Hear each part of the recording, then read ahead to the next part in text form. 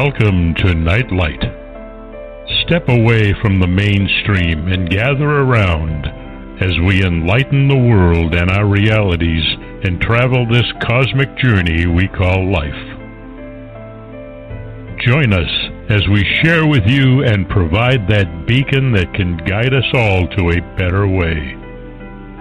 Explore with us as we examine a metaphysical montage of spiritual insights, covering everything from the mundane to the magical, UFOs to unicorns, and everything in between. This is a time of awakening, of sharing and evolving, of spreading our wings and soaring on the cosmic breath of creation.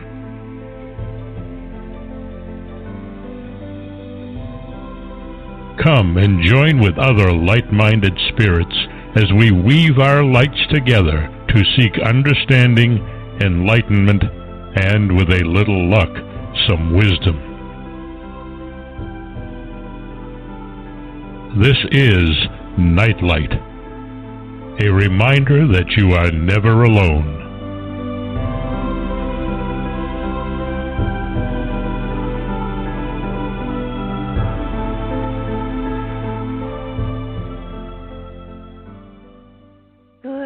Everybody, and welcome to Nightlight. This is Barb DeLong, co-host with Mark Eddy, who is the host tonight. We're really looking forward to this show. It's going to be a lot of fun. We have some amazing people with us, and we are so excited. I'm gonna pull Mark right on because it's a full show. Mark, good evening. Hey, how are you, Barbara? Doing well. Good. Yeah, everything's still cold, gray, and dreary here. Just can't wait for May to get here. I've had enough of this all. You have a ways to go. Yeah. But I hope everyone is off to a great start to the new year. I'm recording to those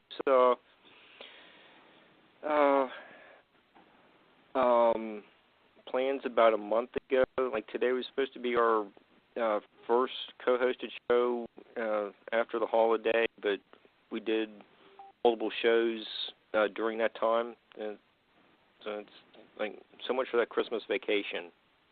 Yes, there was none. But yeah, Zelda and Blog Talk's English Robo Babe missed me, so yeah, maybe we'll get a spring break, even though both shows are booked almost to October. But speaking of Blog Talk's English Robo Babe, I'm predicting she's going to like me in the new year.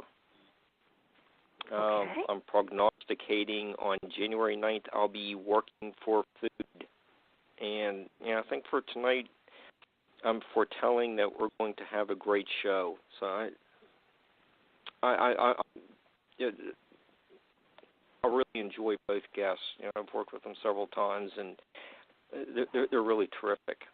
And so as we close 2018 and begin 2019, people wonder about the accuracies of the predictions for just ended and what's forecasted in the new year. And our first hour guest is Victor Baines, and he is going to discuss the legacy of the greatest prognosticator, Nostradamus.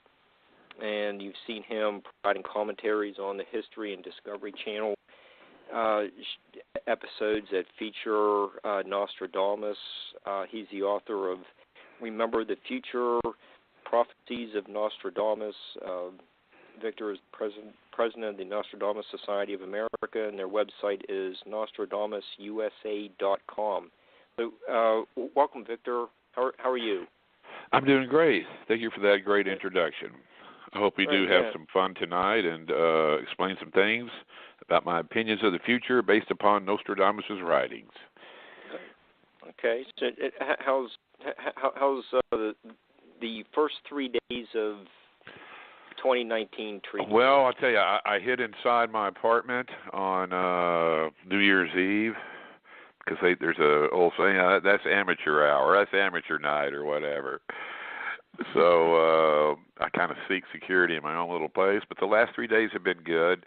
It's kind of been cold and icy down here in Texas, but I'm like you. I'm always looking forward to springtime. That's when I get going really good, is when the sun gets strong and the plants get growing, and there's just kind of a great feeling in the air. Okay, cool. All right, so let's.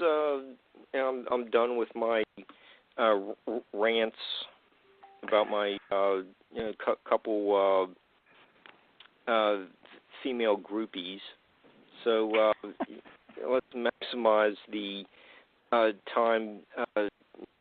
Talk about Nostradamus. Let's just get a little background, like or like his birthplace, or like where he's buried. Sure, are those places I'll give you a little compressed packet of information here about Nostradamus. First of all, Nostradamus was a Frenchman, and simply stated, he wrote 943 predictions, or actually they're prophecies.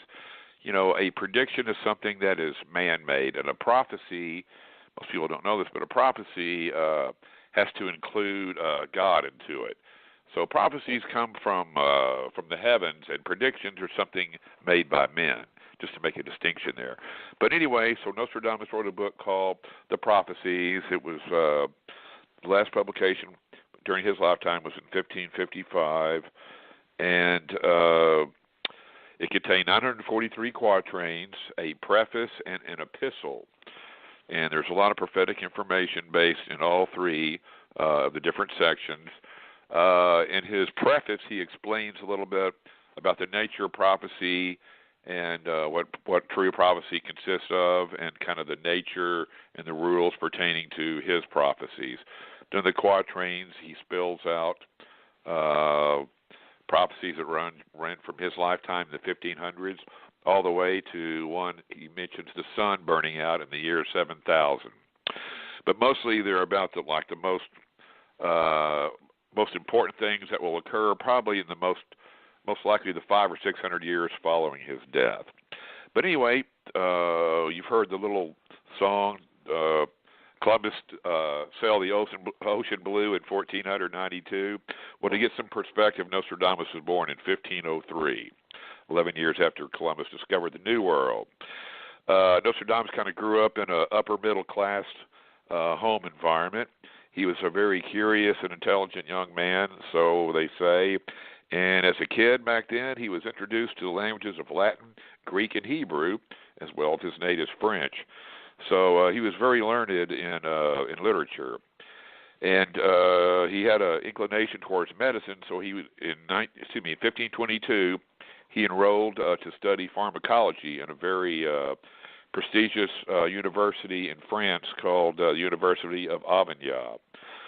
Later on, he obtained his doctor's degree, but some people say that he actually left school without being licensed because he was sort of known as a cocky student and would kind of butt heads with his professors.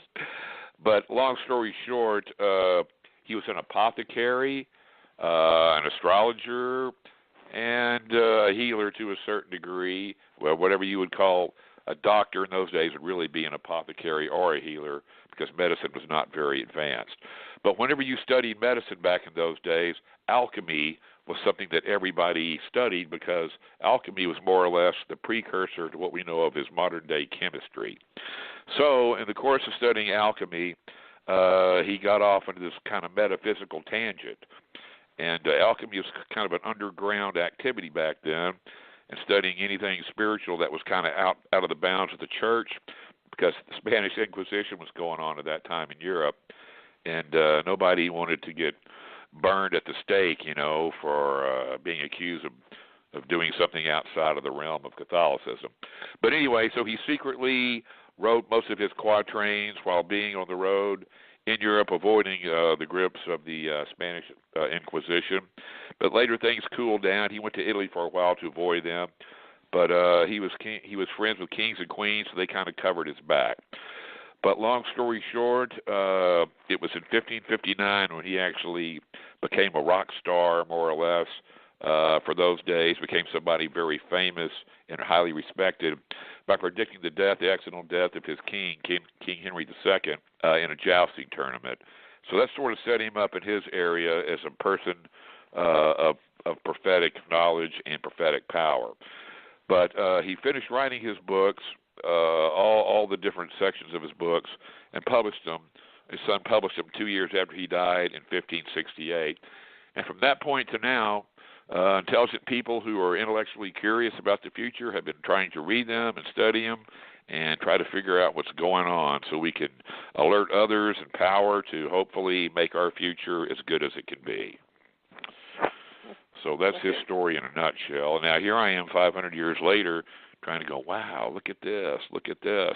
I mean, there's so much information in all of his writings that it's really quite dumbfounding to me. And I plan on writing. I've already written one book about him. I plan on writing several more into the future. Okay. So, if you want me to go ahead. No, I was just saying, we're building up to some of the predictions, but before we get to that, maybe you need to explain, how we did that. In the first few quatrains of century. Oh, okay. One. If you want to know a quick, kind of a brief summary of some of the high points of the predictions he's made from then until now, I can do that for you. Like so, his prediction about his king dying accidentally in a jousting match, that happened during his lifetime. That sort of set him up for the record of success that we know of today. He predicted the Great Fire of London. He said it would end in the year 666. Well, in 1566, the huge fire in London occurred, and people that era went, wow, this guy has some power. This Nostradamus guy knows what's going on. Later on, in the late 1700s, he predicted the French Revolution, the rise of Napoleon. There's about 20 quatrains that deal with that, and he very clearly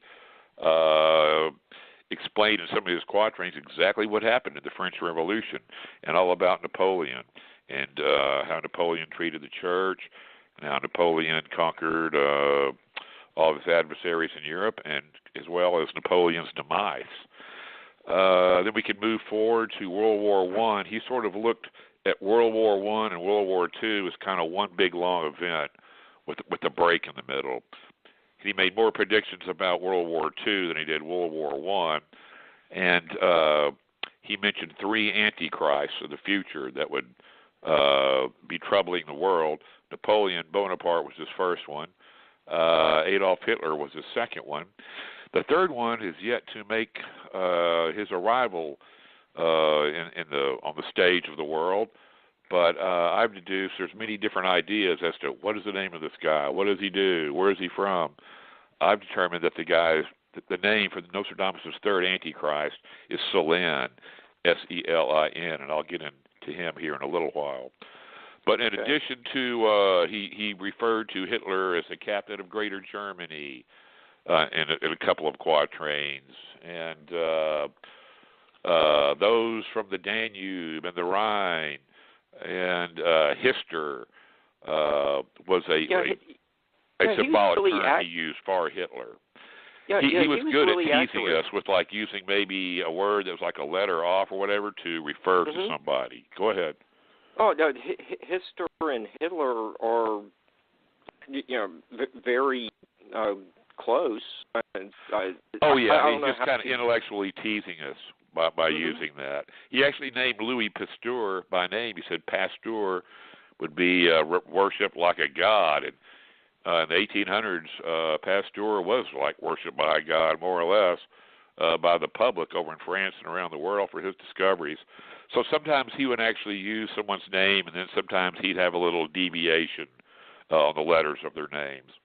But you can tell who he's making a reference to by the other information that those quatrains contain. I'll tell you what, I've done some research a couple of years ago before this last presidential election, and I guarantee you Nostradamus did not sit here and include quatrains about every person who will be a president in the United States or Russia or France or anywhere else. But obviously people of power and leadership will be people that he will write about from time to time.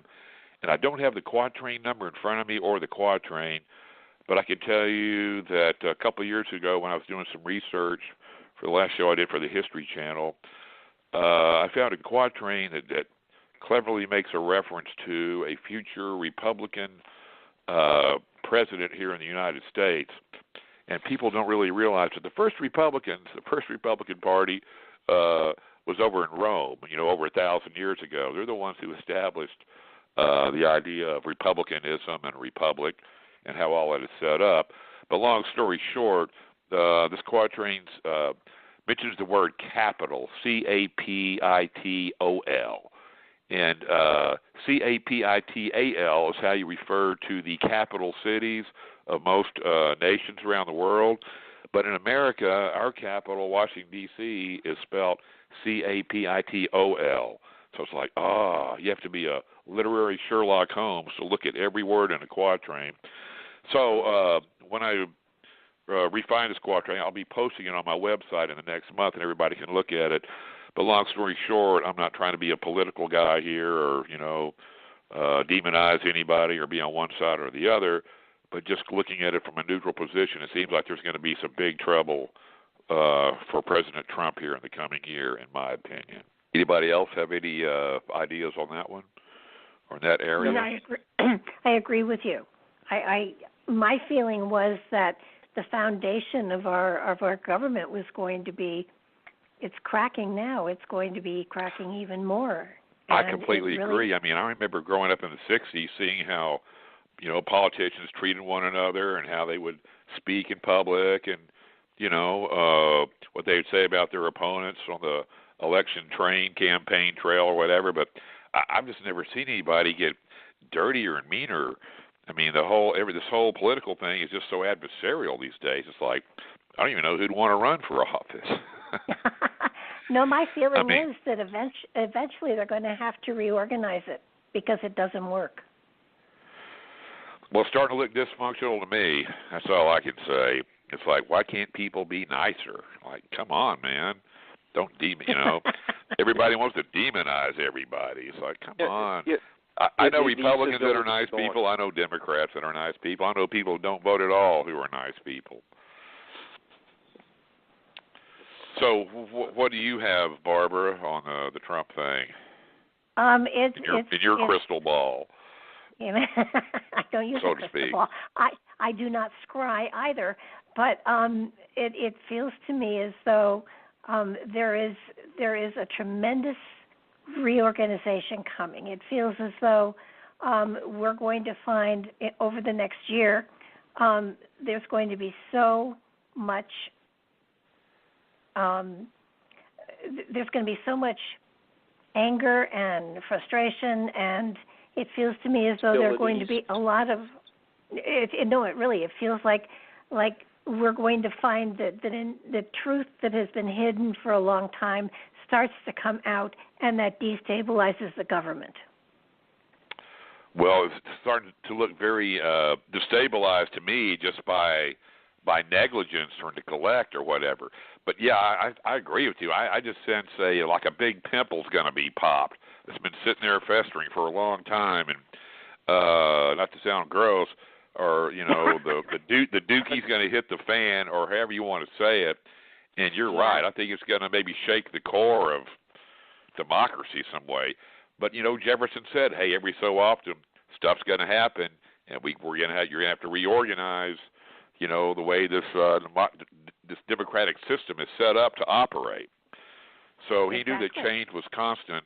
But I'm like you. It seems like we've kind of surfed along the way it is, but something's going to get really out of control. And I think, long story short, that Mr. Trump is either going to resign or be censured or be impeached, or he's going to leave office for some reason somehow before his term is up in 2020. Well, but we shall see. I don't know about that, but... Yeah, we have an exclusive. Yes, we do. There you go. You heard it right here. Although I think there's other kind of rumors out there, but But that's just well, that's my feeling. And hey, I respect our president, and I wish him all the best. But I'm just having to do my job here to make that prediction. Yeah. That's a personal prediction on my part. I saw all sorts of rioting in many major cities this next year. Major rioting. I don't doubt that.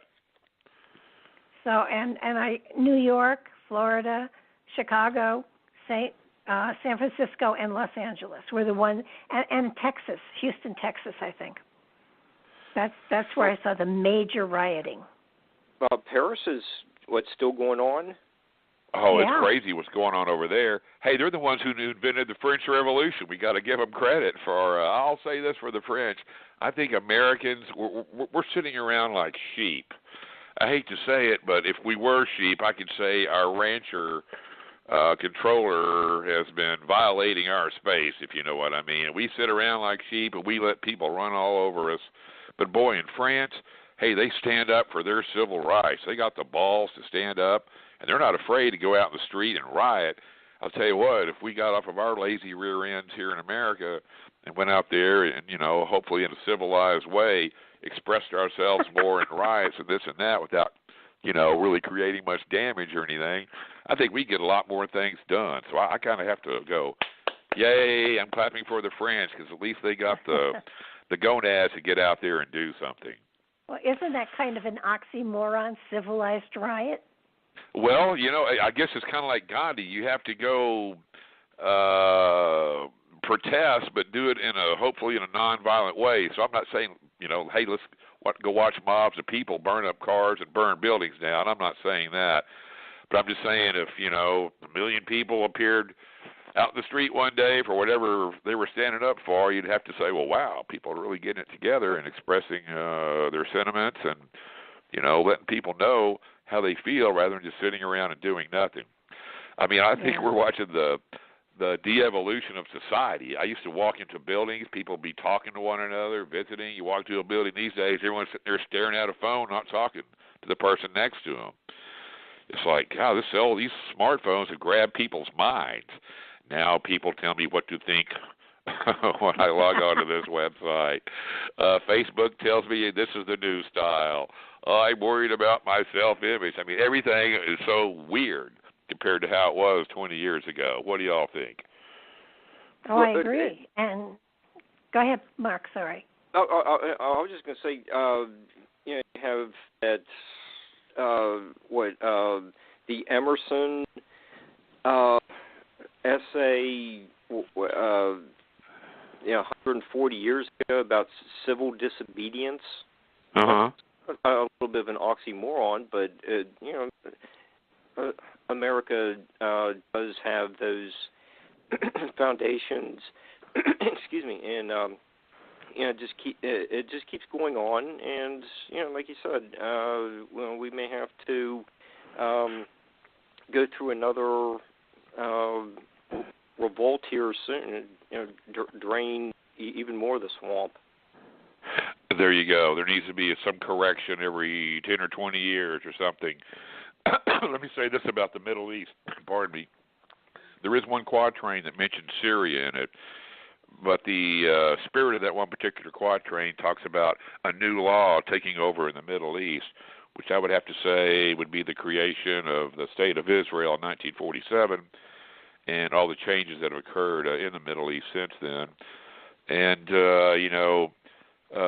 this military situation in Syria is very tricky. You got all these different groups in there. You have, Assad and his dad. Mainly his dad was known as the world's greatest terrorist for decades. Then Junior kind of stepped in to take Dad's place whenever Dad passed away. And, there's like 20 different factions over there fighting. Now, Russia is all about having a warm water port for their ships, their Navy ships and their commercial vessels. That's why they took over the Crimea over in Ukraine. And that's why they're in Syria, too, to help influence the Middle East. But they have this big port there on the coast in Syria. So they're definitely going to be sticking up for Assad over there. But now we have Israel blowing up Russian anti-aircraft sites. The Russians have this system, anti-missile system, or anti-aircraft missile system called the 300, I believe it is. And recently, Israel, maybe us, and all of our little friends over there, we blew up one of those anti-missile sites with some cruise missiles that apparently their system didn't catch very well. So Putin's all pissed off. And I'll tell you, talk about a liar. When I see Putin and his foreign minister on TV, nothing but lies coming to their mouth. Lie, lie, lie. Like these people live in a world of denial of the truth. And anyway, I don't think that Putin wants to have a war with NATO or America or anybody else. But it looks like to me he's out there beating his chest like King Kong, like posturing for himself and his political party and his nation to let the whole world know that Russia is strong. But I think what he fears the most is an overthrow by his own people, because that's his weak point. So I don't really think I see maybe us butting heads with Russia, here and there. But in the long run, according to Nostradamus, during the war with the Asians, third Antichrist here, it might happen in the next 20, 30 years or less, Europe, America, and Russia will all be allied with one another against the war with the Asians. And the most powerful nation over there and who they are. But I think we need to really be careful about our policy over there in the Middle East, because it's going to be a real tricky situation. And I think maybe Israel might be bombing Lebanon or Iran or more things in Syria here in this next year. Does anybody have any comments on that? Well, I've always said that I felt that there were going to be countries that changed their borders, that there were going to be a rearrangement of borders between people and between countries. And I also strongly feel that South Korea is a danger as well, even more so than China. You mean North Korea? Yes, North Korea, sorry. Yes. I don't know. I thought all that was going to change, but now it just looks like it's all kind of window dressing. But, I've heard that if North Korea ever really went bonkers, that we could blow that place up in like a day and a half, and it would all be over with. I think so. They might kill some people in South Korea, and hopefully not a whole lot. But, yeah, that little guy is a wacko, and he's out of control. But I think he's kind of tucked himself in a little bit tighter in there and not, threatening people so much or whatever. But I don't know. North Korea is kind of a wild card. I think it could go either way. But I know they do not have a missile that they can hit the United States with. You know what I'm saying? So they got old Soviet technology, and I think he's a lot more bark than bite. And as far as Islamic terror and warfare with jihadists over in the Middle East, I think Europe's going to see more about the same level of terror this next year as they probably saw last year. It seems like the brand of terror we have to deal with here in America is more domestic cuckoo cases and not really so much Islamic terrorists. But, I think it's crazy how, in the 70s, you never heard about mass shootings. There might have been one a decade or something, or in the 80s. But this shooting people, by the dozens is becoming a popular thing. And it's like, what the hell's going on here? That's some crazy behavior. But that seems to be kind of the trend that we're seeing these days. Anybody want to jump in on that one? What do you think is behind that? Just general frustration with life? Or is some of these school shootings related to the possible over-medicating of students? Yeah, or somebody's, he said something bad about me on Facebook, so where's my gun? I'm going to go, I'll go show so-and-so. There's your, back to, technology is your friend, not, a real person. I might have rewiring of brains. Boy, it looks like to me there's a mass rewiring going on out there. I mean, it's like, hey, I'm beyond being hypnotized, But I bet there's millions of people out there. It's like monkey see, monkey do, pretty much directs the entire activities of their life. Yeah, and Victor, the president's withdrawal of troops from Syria is, But then he turns right around and says, "Well, I might not do that." That's why I call him President Opposite Day. He seems to do the opposite of whatever you think he should, and one day he says one thing, and 2 weeks later he says the opposite. So he just kind of, you never really know where he's coming from. But but there's the American troops were there, and there's the prophecies about Syria and some of the Middle Eastern countries. Where does this? Okay, where does the third Antichrist come from? Okay, here's the deal. In the long run, there's going to be an invasion of Europe from North Africa, from jihadist nations in North Africa, and also from the Middle East. And it's like if you get a globe and look at it, there's not that much distance between North Africa and Europe. It says the Arabs will be as far into Germany as the Rhine River. And I have to sit here and go, well, how is it possible, the way the world is set up right now, for a Muslim army of jihadists to invade Europe? Because we got all these jets, planes, boats, troops, whatever. And I've come to the conclusion that some big, huge event, a big negative event, has to happen before something like that could occur.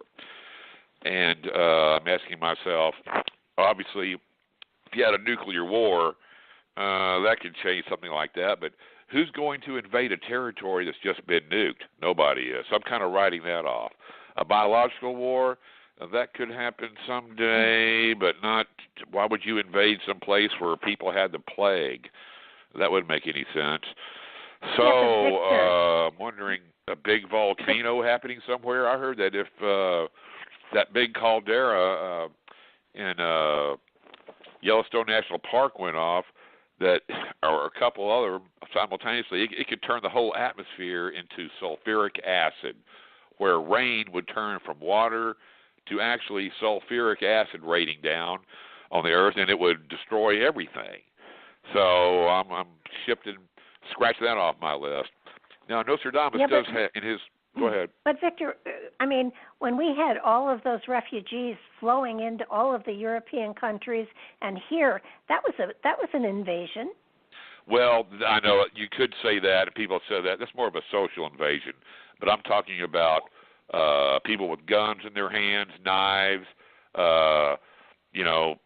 Something bad's happening, and the public is being looted. And it's like a free-for-all out in the streets. That's the kind of invasion I'm talking about. But I will say this. Nostradamus mentioned something about the day that it seems like the world has lost its natural gravity. And people relay that to me. He doesn't really explain much about it, but it's a polar shift. Right now we have the magnetic poles moving around. We have glaciers melting and this and that. And the Earth is heating up. And at some point down the road, the Earth might make a quick correction physically on its axis, the tilt of its axis. And if it does, I don't know how exactly that would happen or et cetera, but I picture like, radio antennas, moving down and hitting the Earth, cars being thrown into the air, kind of like a cross between an earthquake and a volcano. And there could be something one day that just really shifts the whole pattern of our reality. Now, a small asteroid hitting the Earth and causing a big tsunami, something like that, that could also happen. So I'm just trying to make a list in my mind for the future of what would have to happen before some of these prophecies could take place. But well, I will say, as far did happen. I mean, the asteroid happened.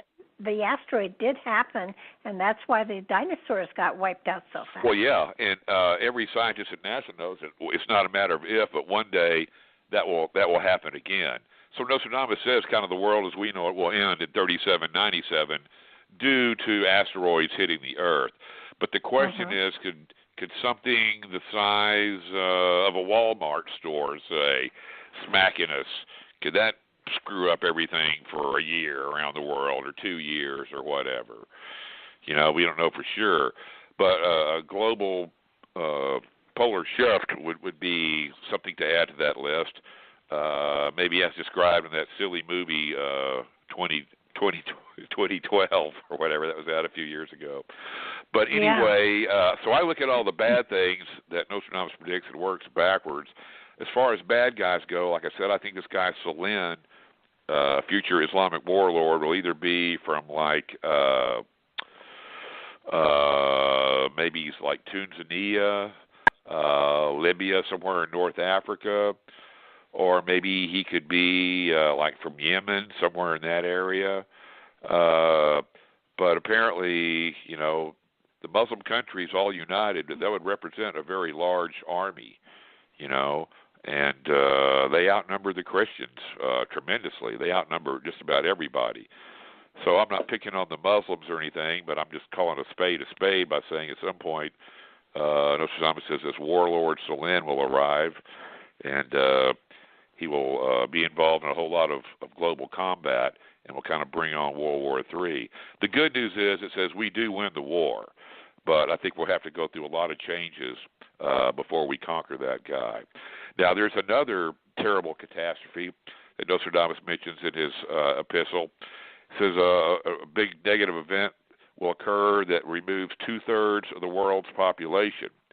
Well, that's numerically, that's 66.6% of the world disappearing. So that kind of goes back to my question, what is the big event that seems to change everything?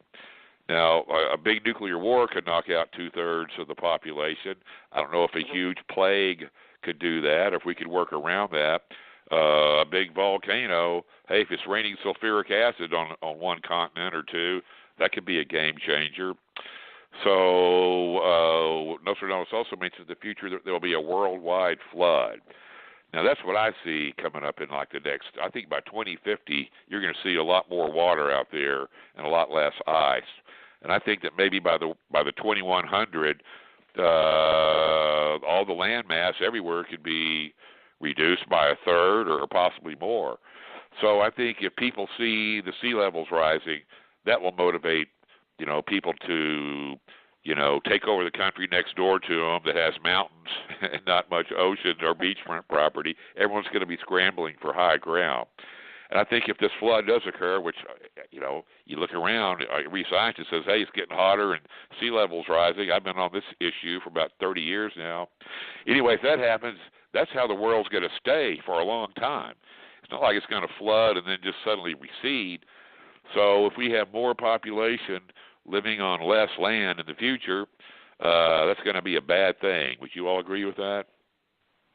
Oh, yeah. It's going to be interesting. Go ahead, Mark. No, I was just going to say, hopefully one of my guests will, we get him scheduled, and we talk about the, water level changes have happened at other times, and I don't know how Nostradamus would have been aware of that happening. Well, I mean, he's just seeing the future. Whatever goes along with that. I guess if you saw. I don't know exactly how he did. He said the exact secret of how he did it. We know he used alchemy, astrology, other metaphysical methods that were written about in books of magic that don't exist anymore. However he did it, he seemed to be on to something. But he definitely says this flood is going to be happening and it's going to change a lot of stuff and it's really going to throw us back. Now, one of Nostradamus' quatrain 187 says, volcanic fire from the middle of the earth will cause tremors around the new city. 2 great rocks will war for a long time, and Arethusa reddens a new river.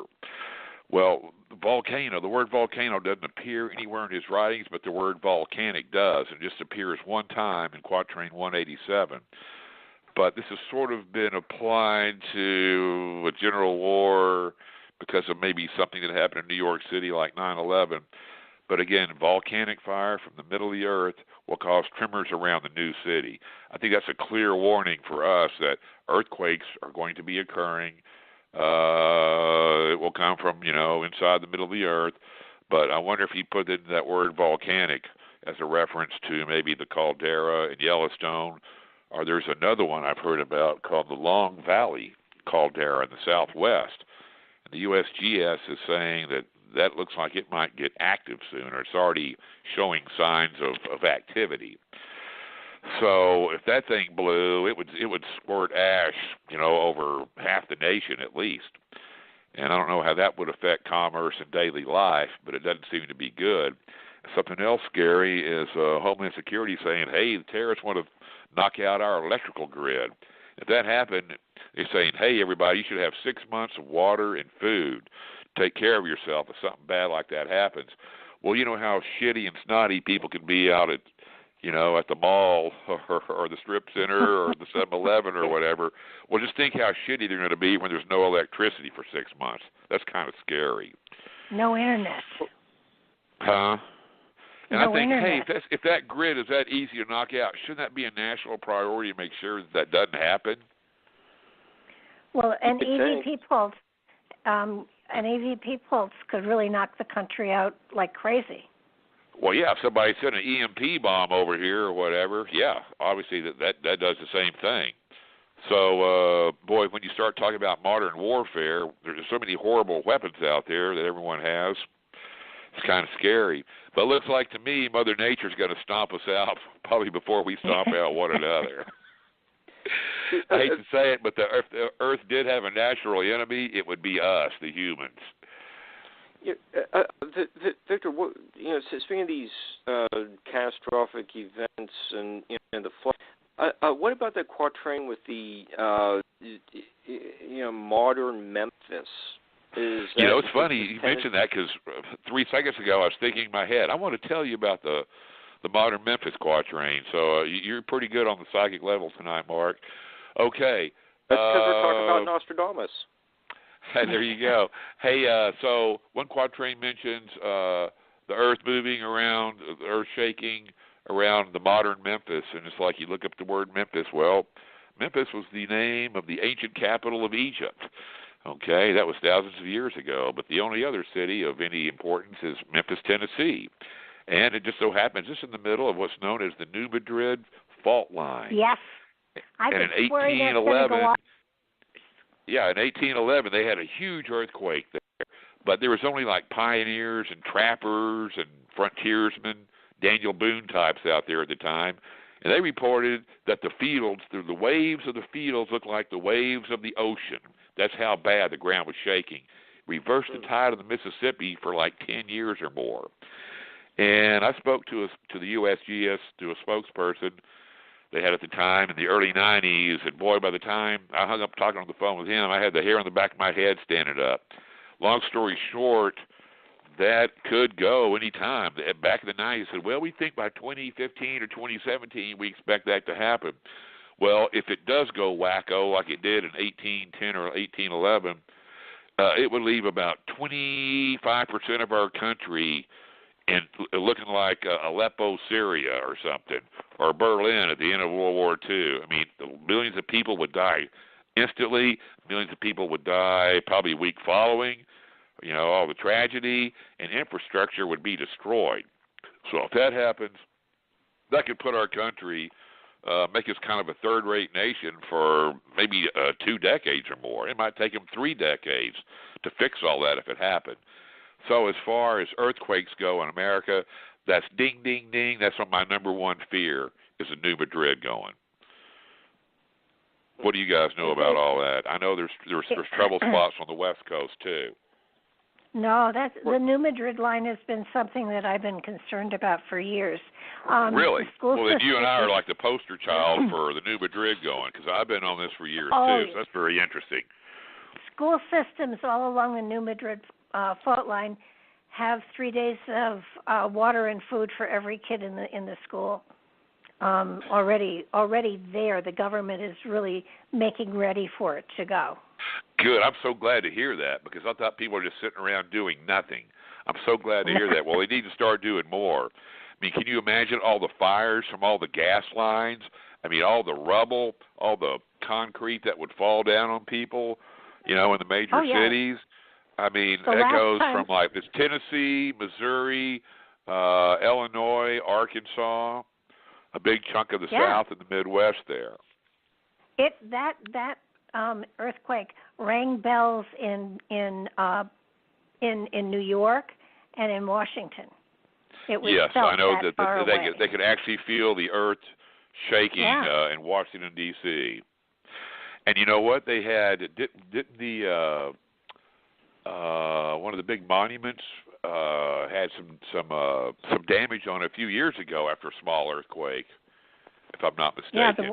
Anyway, they should look at that as a sign.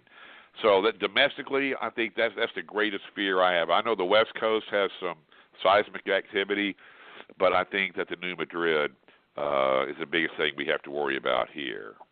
Yeah, that's the one that's going to go. And I think Iran, I don't know, I think there's going to be some more warfare, to kind of summarize things here, in the Middle East, maybe stuff we haven't really seen before, maybe kind of continuation of the same kind of stuff. But whatever it is, I wish our allies well. And, hey, it's kind of dumb to mess with Israel, the United States, and NATO. I could say that to any country. It's like, too bad global peace is not a reality. You think that we have the technology and the common sense to make all that happen, but the world seems to be set on a different path. Victor, there's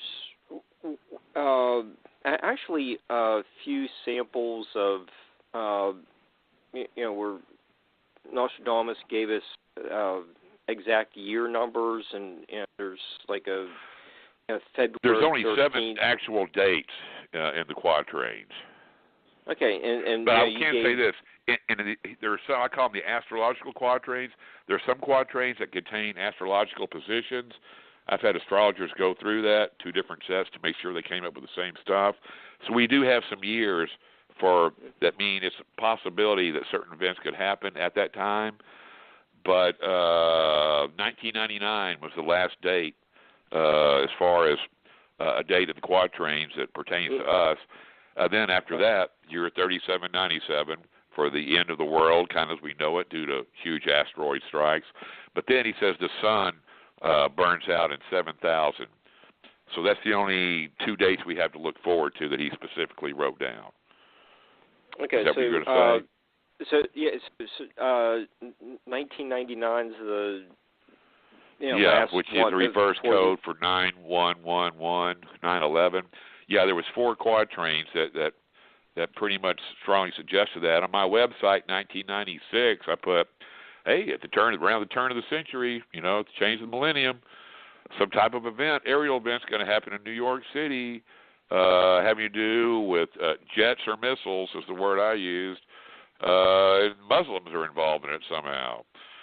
Then another one, the sky's going to burn in the new city at 45 degrees, blah, blah, blah. And look at all 4 of these quatrains. You put them all together, in a collage, they make a little story about 9/11. And that's what made me a famous author overnight, my predictions about that. I had like millions, 3 or 4 million hits on my website in a matter of 2 days. And I woke up on 9/12 with over 10,000 emails in my inbox. It was like, wow, ding, ding, ding, ding. I hit the jackpot here. Nostradamus hit the bullseye one more time. So is Mabus one of here's the deal. These, John Hogue came up, there's 943 quatrains. I don't know how he came up with the idea that this Mabus was the Antichrist. Now, if you write the word Mabus backwards and hold it in front of a mirror, it'll say phonetically the word Saddam, which is interesting. But here's an example of one author's idea of who the Antichrist will be. And I know John Hogue, he's an okay guy, but I have to disagree with him on that. Hey, the Hister quatrains, there's 5 of them. This Solin character, there's like 7 quatrains. Numerically, Solin's a lot more important than Mabus. So I'm saying if you think that Mabus is a name for the 3rd Antichrist, it's not. It might be a precursor to the Antichrist, but scratch that off and take my word when I tell you the Solin quatrains is the reference to Nostradamus' 3rd Antichrist. I'll tell you, his epistle is kind of here's the most important things you need to know about the future. He doesn't say that up front, but that's what the epistle ends up being. And that's where he mentions the word Solin, in addition to the 7 references at the quatrains. So trust me when I tell you, Solin is a bad guy. Forget Mavis. Mavis is the past. Okay. Wow. And we've heard a lot of stories about these floods and catastrophic events. As we kind of start wrapping up with about 10 minutes or so left, is there some optimism to look for in this Well, year? put it this way, is there optimism, hope that all could change? Theoretically, I guess if everybody got on the same boat together and you could somehow, I ask myself, are these all written in stone? Is this absolutely going to happen? Or could maybe through the use of free will, maybe we can't make these things go away, but maybe Solin could be beaten in 6 months instead of 20 years if we got it together. Or maybe these events could be not avoided, but maybe greatly minimized. You know what I'm saying? I believe that he says, I predicted this, and I guarantee you this is what's going to happen. That's kind of how Nostradamus words it. So you got to remember all this stuff, we don't know the exact timing of it. We can kind of look around and, see which way the wind is blowing, kind of figure out maybe what's going to happen next or not too far into the future. But unfortunately, all this is not going to happen all in our lifetime. This is stretched out over a course of years. So there's always hope. I'm an optimist, although I'm slowly becoming a pessimist and a little bit more grumpy as time goes on. But anyway, of course, there's always hope. And even the Holocaust survivors will tell you, hey, hope is what kept us alive. So sure, there is hope in this and that, but we have to separate the events of nature that we might be able to affect some of them, but other ones we have no control over. So in that regard, I don't know about you, I've been in an earthquake in Mexico, and I felt like I realized I don't have any power here. I'm just a passenger. I'm like a flea grabbing on to the end of a dog's tail as a dog is running as fast as it can through the woods. That's pretty much the state that we're all in. We're all on a roller coaster ride, and we don't really know exactly where the roller coaster is going, although we're curious to find out where it is going and how the ride will end up at the end. But it's all a big question mark for us to figure out. Okay. Victor, do you have any upcoming appearances or new I'll tell you what, I've been busy shows? doing other projects this last year, and I kind of let my website, through neglect, I've kind of let it decay. But right now, I'm working with the guy. We're going to redesign it. We're going to be making some improvements. I'm going to get back on the Nostradamus train here. Hopefully there'll be some new filmmakers that will want to do something. I kind of have a carte blanche input line into the History Channel that I haven't really utilized lately, but I'm coming up with some ideas for some more shows to see if they or somebody else might be interested in doing them. There's certainly a lot of material. I mean, I could do show after show after show if I was a filmmaker. But anyway, I'm sure that might happen at its own rate. I would like to go on a speaking tour someday, which I've never done before. So I'm all open to, interesting business opportunities, or just, I enjoy talking to people and hearing ideas and sharing ideas. That's what the Nostradamus Society is all about. So, as you said, it's www.nostradamususa.com, and hope people will visit my website in the future. And like I say, it's in a state of repair right now, but once it's up and going, people can fill out forms to join the society, and I'll be sending out newsletters to them. Cool. Wow. And, so what do y'all think about 2019? It's going to be a weird, crazy year. You're saying don't drink a glass of wine before you start thinking about it. Drink half a bottle of tequila or some Jack Daniels. Yeah, that's actually about it. I don't think I have ever written anything that scared me more than the well, hey, wait till prediction that I did for 2020 this comes year. around. Oh, geez, it's really, I I've gone back over the past couple of years, and the only thing that hasn't happened, and this is the only year I have not said the New Madrid line was going off, and so this will be the year that it goes. That's interesting that we are both parallel in thought about that. Oh yeah, no. I mean, and here's the deal: if that happens, and 20% of the country is just destroyed, I mean, that could ruin our positioning around the planet. You know, like in Iraq or Afghanistan or Syria or here and there. You have to ask yourself what nations will come to our rescue if we need some help. Yeah, I mean, that could just be a huge mess. And let me tell you, Nostradamus also predicts like the mother of all earthquakes to occur in Asia one day. And that could probably be in China, or it could be in that area over in Indonesia. You know what happened like 5 or 6 years ago over there? They had another tsunami from an earthquake underneath the sea related to a volcano occurred there just a couple of weeks ago. So Mother Earth could be one of the meanest ladies that there ever was. So we want to treat her with respect every time we can. But obviously we have no control there, and that's why they call them acts of God. Yeah. Yeah. So we got 4 minutes left. What do you think about it all, Mark? I think it's interesting. I think in one of the early passages, he was talk about something that seems to foreshadow the New World Order. That's pretty scary, and I think our next guest is going to probably one monarch in quatrain 4. Our next guest is probably talk about some of the elite mentality that has brought about a lot of negative influence on people. Boy, watch out for those elitists. They're kind of cold and callous at times. Yeah. So that's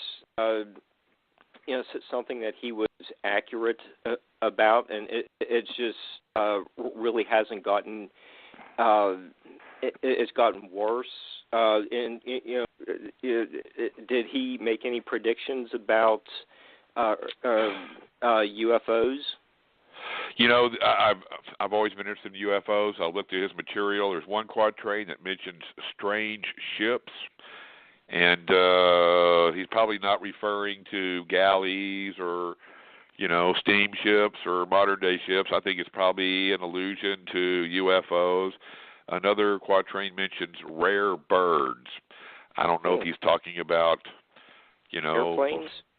Flying finches or airplanes, but rare birds may be, a reference. He mentions like flying vehicles somewhere else, but I think rare birds is perhaps another symbolic reference to UFOs. So there's not really a whole lot about that in his quatrains, but I wish there was more. Because, with the advent of these smartphones, there's so much video footage of UFOs out there, it's ridiculous. And I definitely think that this is just kind of our blue planet is a nice, attractive hub to intergalactic travelers. No doubt about it. I saw a little probe, a little white orb about 10 years ago out in the country on a bike ride one night. It's kind of hovering above the ground. I looked at it. It lifted up, hovered for about 10 seconds, and when it took off, it traveled so fast. It was not an airplane, not a helicopter, not a weather balloon. It was something from somewhere else. So when it comes to that stuff, I'm a believer. I think there's more stuff going on out there than any of us know. Okay, looks like we're done here, guys. I've enjoyed this. Hope people visit my website. Let's do this again in the future. Yeah, sounds good. Let's keep talking, and you're welcome to come back anytime and keep us updated if you feel something is. I hear you. I hear you. We'll see how this year progresses, and we'll stay in touch. That's fine with me, and and good luck to everybody out there, by the way. Everybody listening to this, make it a good 2019. And we just hope that our audience isn't part of the 2/3 of the planet that is absolutely flooded out. That's not for this year. That's just at some point in the future, unknown to me. But I had to throw that out there. Okay. Well, thank you so much, Victor. It was a great hour, and if you want to hang up, we can bring our other guest. She's on the phone, and we will be in touch. And okay, I'm in touch, so you be in touch. Okay, everybody, have a great one. I'm out of here. Bye-bye. All right. Bye, Bye-bye. Victor. Thank you. All right. What do you think, Barbara? I thought it was fascinating, and finally, someone that agrees with me that the new Madrid line is going off. I mean, yeah. And I did not put that in my prediction for this year, so that makes me think that this is going to be the year. Yeah, and that is really, like mind-blowing that the Mississippi River is flowing the opposite way for a decade. Yeah, I'm not sure. Yeah, I'm not sure it was a decade, but I know it did flow backwards. I just don't know for how long. Yeah, I would. That would be something. It would take a really long time to mentally process seeing something like that, and like I was saying a little earlier, if I get one of our guests on and talk about how people reacted during the Archaic period with the rising sea levels and the poverty point becoming a river moving from close by to poverty point to farther away. It no longer was used as a trading ceremonial center.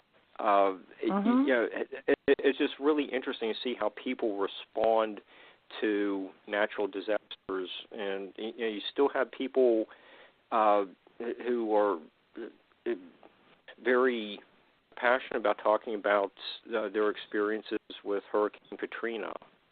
Oh, sure. Well, I think everybody who lives in that area, I think it behooves you to be educated about the new Madrid fault line because it is definitely becoming more active. It's a fascinating subject, and hopefully nothing happens. But we don't. We can't really predict asteroids or when these volcanoes are going to go off. So we just have to deal with it as events happen. But I think we have our other guest. Yeah, we do have our other guest. Solaris is here. I'm looking forward to talking to her, too. Yeah. So do you want me to do the intro or? Yeah, do the intro. Oh, okay. I was just going to say, we have a long-time friend and collaborator, Solaris Blue-Raven, joining us for the second hour of the first show of the new year. She's kept everyone informed about the latest in sci-fi and other intriguing topics over the weekends for years, with her Friday night show Hyperspace on KCOR and The Witching Hour on Revolution Radio, and she's frequently an in-demand guest on many other shows and the author of 1 Million Miles Till Midnight. So welcome, Solaris. How are you? Happy New Year. Fine, thank you. Happy New Year. Good. Hi, Barbara. Hi, Mark. It's wonderful to be here. Thank you. Yeah, hi. Yeah, I'm glad you had a chance to hear Victor for a few minutes. It was a great show. I was listening. Excellent show. Yeah,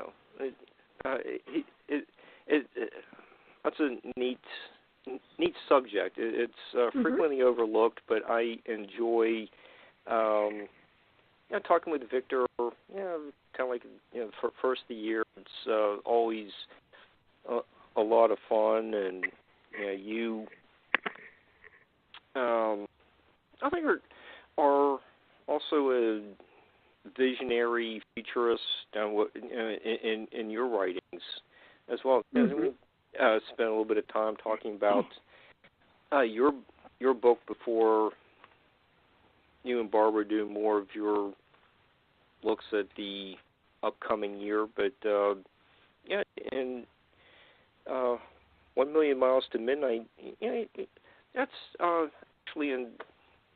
Yeah, there are passages that seem pretty autobiographical. Mm-hmm. You have lots of hope for humanity. You have the one that I try to awaken those who were sleeping but with no success. That could be autobiographical, but I think you have a lot more success than that character. Well, it's kind of a spin-off of the technological interface I went through, and it's kind of like a precursor to the future if we don't get a grip on technology. So that's what we can kind of look at insofar as the window to the world. We're talking about the future, but in my opinion, I see technology to such a degree that people will be interfaced with the artificial intelligence array system to a level where they'll be entrained. And this can go into a weaponization, or it can go into the level of consciousness, and we're all getting more evolved and more ascended. And I think that, well, you all would probably agree that that's probably not their agenda. Theirs is about weaponization of the brain and control and manipulation. I'm not trying to sound like Dr. Doom on this, because I know y'all are talking about, the new year and good things happening, but that's what I see just because of my own interface with technology, and that's how I've been able to troubleshoot the future. Well, I think your book, 1 Million Miles Till Midnight, is a good book. I mean, I thoroughly enjoyed it. However, the best book you've ever written is Transmutation Through Ascension, Soul of the Sun. I mean, this is a textbook for anybody who's looking towards understanding, ascension, and evolution, and all of that stuff. It is the best book out there. I have stolen stuff from it so blatantly. You have my it's permission. Unbelievable. In my blessings. I do. I want to thank you. I know you mention this often. I just thank you so much because that was my first book I ever written, and I seemed like I was targeted after that. So I want to thank you. That means a lot to me, and you know that. So, and I agree with you. I love that book. It's very close to my heart and spirit. Yeah. It's just spectacular. And seriously, for anybody who is, wants to know how to work on themselves, how to start working towards making this connection with the soul within, that's the book to get. Mm-hmm. Absolutely. And I don't get a kickback. You don't, but you get good energies and good vibes and all that other stuff. Oh yeah, it's great material. The check's in the mail, Barbara. No, I will swear on that book for decades yet to come. Anybody says that's a high honor for me because I have a lot of respect for you, and I know you're the real deal. So to me, that's huge. That's a great honor. So thank you. Anybody who asks a question, well, okay, so how do I do it? Get this book, read it, and practice. It's up to you totally. It's not something that can be done for you. But let's kind of focus on the new year. What is it that you feel may be coming? Gosh, I just feel, well, we've had so much rifting going on as far as politics and polarization, and everybody's been riding that wave. I've been trying to navigate on a higher level and a higher design of the wave itself. But to me, it seems like more than a disclosure happening. I feel like everything is bleeding through on so many different dimensional fields that we have no choice but to see what's really here. And I think that's going to take on the form of new technologies, that which is hidden being revealed to us, even the UFO stuff. I mean, they talk about UFO disclosure, but I think we're going to have I actually feel like we're going to have a first contact. So I'm just going to throw that at you all. I mean, I know it sounds really out there, but I feel like there's something really big around the corner connected to artificial intelligence, beyond artificial intelligence, which really is about extraterrestrials. So I see that coming in within the next few years. I would say around, I'd like to look into 2019 into 2022, but that whole window right now, I think it's here now. If they show it to us now, that'd be fabulous. But that's what I see mainly, besides the rifting and the crazy stuff. But that's a distraction. You know, the stuff that's happening with the governments right now and all this craziness with control and manipulation, to me, that's the sideshow. That there's something else bigger and we have to look up. Yeah, I would agree with you. No, I Mm-hmm. agree. I think that a lot of what we're seeing going on here is to distract us from the fact that we aren't being told the truth anywhere. So much is being thrown at us. Most people are saying, I just don't know what to believe anymore. And the reality is, don't believe any of it because none of it's true. Mm-hmm. Yep, exactly. So we go with the higher self, so superconscious as we always do. Yeah. Well, I think that's why go, Mark. Oh, I was just going to say, you know, I think that's why so many people have turned away from the mainstream media and listened to Solaris, and you know, we got one exclusive tonight, so you know, hopefully that will start a new track record for us. But you know, I have to agree with what both of you said. That they're, you know, how can you believe what a lot of that's being said by, you know, your established journalists? You can't. Well, that's the thing that Barbara was touching on too. It's all an obfuscation. Well, it's not even just the news. It's our system of government. It's the major religions. It's everything is being called to question, and I think appropriately so. And you know, now people are looking for, where do I get the truth, and that's a tough one, because basically it's like you said, go within, trust yourself, trust the spirit within, and then you can't go wrong. But so many people aren't at that point yet, so they just kind of go in circles, and you know, they stick with what they know because, you know, the devil you know is better than the devil you don't know, but that's not true, and so it's a matter of, okay, so how do we educate the population? How do we get out there and give the population material to work with? You know, it's tough. Exactly. Yeah, I agree. And then they have to deprogram, too. They have to literally do some shadowing and check their own behavior to see how much propaganda they have stored in their memory banks, because a lot of it is false information.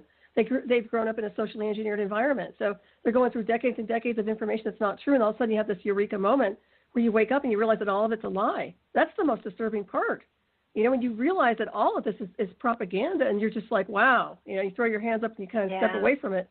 So I see it too, and I feel sorry for the people that are catching up late, because to me it's not necessarily too little too late, but I do feel sorry for them because they are going to have to get on the fast track quickly, because this is not something you can sit on. Well, yeah, I know at one point Patrick said that he sat down and he wrote down everything that he had been taught, and then he started to check it all out.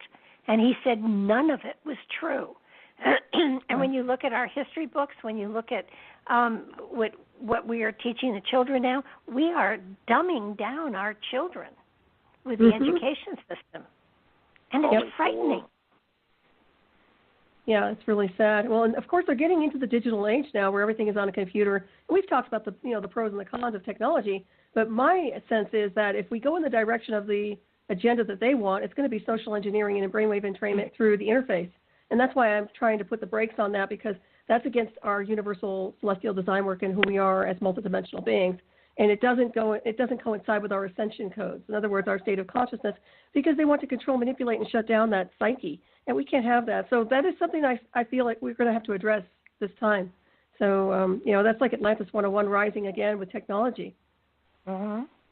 Well, they're taking creativity out of school. They're taking the use of your intuition or inspiration out of the classroom. They are basically having kids memorize stuff by rote and kick them back at it. They're not teaching our kids to think at all.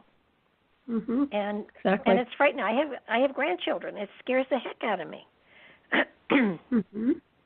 Yeah, I'm sure it would. And you know, I was, you know, when I was teaching, you know, the emphasis, everyone needs to, you know, learn how to use all these computers and all these other high-tech gadgets, but you know, we really weren't. There was like so much emphasis on teaching, like how to use the computer. The students really weren't being taught how to critically think, like Barbara said, like to put information into the computer. So it's just you don't have you don't have the intelligence to introduce something thought-provoking into the computer. It's just all just like whatever you were told to say to put into the computer and download it and print it out or something. It's like with all this money spent on computers, it's really not worth the investment for what is being a few clumsily written sentences that is basically a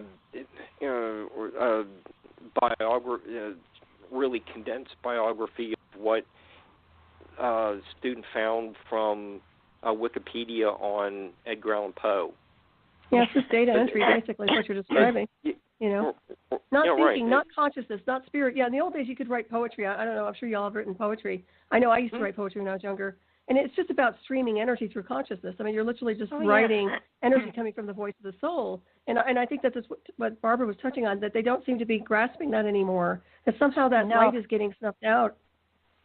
I found a great quote the other day. It's by a famous man. It's intuition is the father of new knowledge. Intuition, not in the intellect, is the open sesame of yourself. Very nice. Albert Einstein. Oh, love it. Yeah, that's great. So true. Yeah, without consciousness, without your spiritual evolution and your gnosis, well, what's left? I mean, you can be analytical, but you have to have that gnosis, that intuition, that psychic radar, in my opinion, anyways. Consciousness. Well, yeah, and it's sort of like, to me, creativity is the fuel of your soul. And if you're not using it, if you're not paying attention to the signals that the spirit gives you through coincidences and stuff like that, then you aren't allowing yourself to embrace what the spirit within has to share. Yep, agreed. Exactly. So I think we're coming to a time where it's got to be something that is taught again.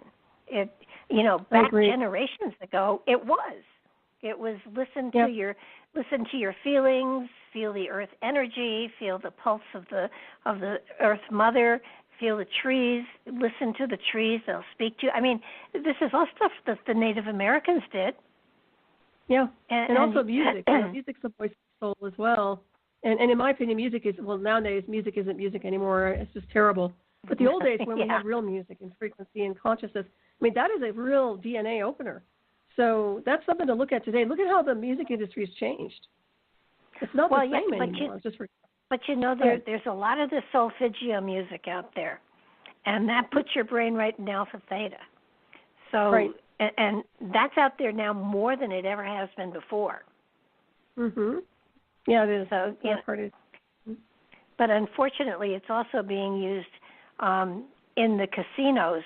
They have a tone that they play constantly. It's very low. You have to really listen to hear it. But what it does is it takes your brain to a level where you're easily programmed. And you can sit in front of. It was awful. My sister and I went to a couple of the casinos because I'd never been to one, and I kept saying, "Do you hear that noise? Do you hear that? Do you hear that sound?" And she said, "No, I don't hear it." I said, "It's so loud. How can you not hear it?" And it was constant, and it made zombies of the people. I believe that. Yeah, well, I worked surveillance in the casino, but we were in a room where we didn't have to hear the noise. But yeah, I do believe it. They do all kinds of stuff to entice the people to stay. Isn't it phenomenal? There's so much technology to control and to hold back consciousness. It seems to me that there has to be an equal amount of scientific research done that enhances, but it's not shared. Yeah, it's like psychological warfare. Everything here is psychology. right down to the colors and numbers and everything else. Well, we know how to read it through consciousness and our spiritual paths, but they use it for nefarious purposes sometimes. And yeah, it's very, very interesting how that plays out. But yeah, if we could turn it all to the positives, we would live in a really interesting utopia. We would. But what would the politicians I would like that. do? I would actually prefer living in a really peaceful, enlightened, ascended in consciousness environment with everybody coexisting. I guess that's just one of those little pipe dreams, but that's what I like. You know, that whole concept of living in peace and just ascending in intellect and spirituality. It's not really that complex, I guess, but maybe it is. Who knows? Well, you know, I think if everybody was at the same place, there wouldn't be any challenge to go any further. And so, so maybe putting, you know, us in the mix of everybody else is a challenge to us to go even further and deeper and more broadly. I mean, there was 10 years ago, I never would have thought about cosmic consciousness. I never would have thought about interdimensional connections. I never would have thought about, you know, what was out there. It was basically, you know, the here and the now and the physical. And now the physical is just, you know, it's a vehicle, but that's all it is. And right. And you know, the rest of us is capable of going anywhere, but we anchor ourselves to the physical to the point that our consciousness is caught there too. Right, yeah. And that has a lot to do with the drama bubbles, in my opinion, that they have, where there's polarization. But, you know, it is interesting when I look back even past 15 years myself. I mean, I was on the path of ascension and doing the work, but things have become, it's just like fast forward. I was on the fast track too. And it is very interesting that we have grown a lot and evolved a lot. We are awakening and accessing who we really are. And I think that's very, very interesting. And the one thing I'd like to see is, and I've said this before, but to me it's always felt like this world is in the wrong space-time configuration. And I've always felt this way after the induction I've been through. To me, we're not in the right location on the map in the cosmos. Things are not correct. The frequencies are off. Everything needs to be remodulated. And I don't know how you feel, but that's where I've been. And I've been kind of disturbed by this for a very long time. I don't know if you feel that or where you're at, but that's what I've been picking up on. Well, it's more of a feeling of, you know, we're not where we belong. And, you know, I like to think, sometimes I think of the Earth as a spaceship. And, you know, we've gone off course as a planet, as a species. And it's a matter of we're kind of in a limbo. And it feels to me as though, humanity as a whole is in a limbo. And people just are so blind to the fact that there's no growth that they're content with being mundane as opposed to enlightened. And you look around sometimes and you see people doing things.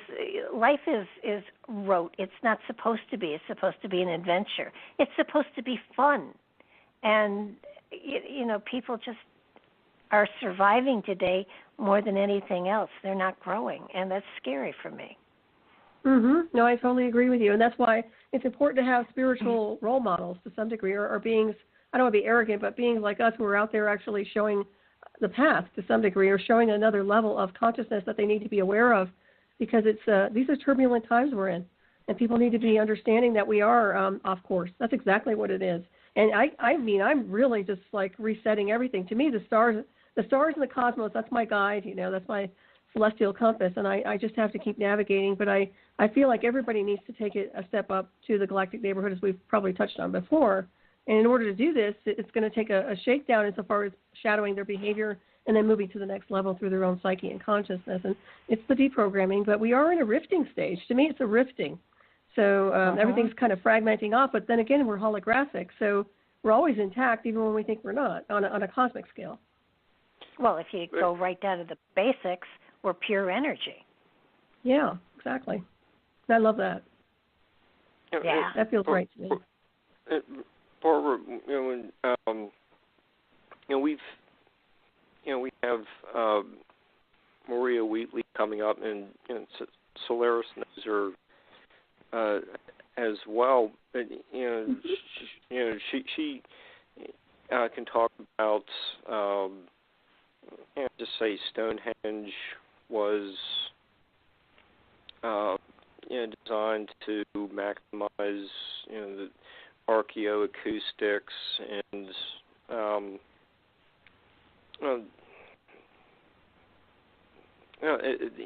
that whole complex, as well as several other ones that she can talk about, were basically hospitals. And Solaris gave us the examples of from the casinos. It's fine when everyone, those who are there to lose money, are exposed to the sound waves, but she and her colleagues were kept in a room where they weren't exposed to it. Okay, so it does show some kind of de-evolution of thought, where it's only about easy way to get money from people, just manipulating others. It was just an interesting contrast with guests we all are having on our shows, and just look at that how at least harmonies have been used at one point, and they've been used now for nefarious purposes. Right. Now that makes a lot of sense. So she was saying the sacred sites were used as healing centers to some degree. You said hospitals, but yeah, in a sense that it changes the DNA and it restructures and helps and assists in facilitating a healing effect. Yeah, absolutely. And we knew this through our own state of consciousness. We're always able to heal through frequency and consciousness, and that's the whole mechanics of who we really are. And I think that's where people have lost themselves. They've delegated their power to the pharmaceuticals, to hospitals of today, the Western medicine. And, it's good for an emergency, but honestly, we have the capabilities to do far more than that through our own psyche and energy systems. Well, not only that, but we're supposed to live longer, too. And I think that, Frank, in my opinion, the government is very happy to see the older generation pass away. Excuse me. And I'm not happy with that, because that's where our greatest wisdoms are. I agree. I totally agree with you. And you know what's really strange, Barbara? I know we've never had this show before, but I had the strangest feeling of deja vu. Like when you were talking, it's really weird. And it's like we've had this conversation before. And I'm sure we've touched on certain things, but do you know when you get that really strong deja vu? I mean, it's like, wow, we've done this before in another configuration. It's very interesting, but I agree with you. And that's why I say the ancient ones, or the record keepers, or the elderly, it's very important that we don't just cast people out because they're getting older in the illusion of space and time. The knowledge base alone, then you talk about transhumanism and a lot of other things, but, dumping your psyche or your state of being, your brain template into a machine isn't really the answer. Well, No. Barbara, there's, you don't think that's deliberate? Is to get rid of the older people who have the wisdom, and just get rid of them, just like the Georgia Guidestones, and just get rid of those who are a threat. The older people who can be more of have more of a positive influence on the next generation. So that's racing history. Well, more and more I feel that because I'm older. I mean, I'm going to be 75 this year. That you don't puts sound me it. in You the sound old. fabulous, darling. You look wonderful. You look beautiful. You know what? Thank you. It's a suit, and you know that. My aura looks a lot better than the physical. Trust me. But you're so precious. no, it's you're wonderful. But the older we get, the more we begin to realize that we are not. This generation is not passing down the wisdom that we have gathered to the next generation. It's been stopped. Decades ago, hundreds of years ago, the elders were respected and they taught the younger. Now, in this time frame, that is not the case. The children are being programmed by their parents, and while there is respect for grandparents and stuff like that, there is not the time made available so that the grandparents can really share things like history.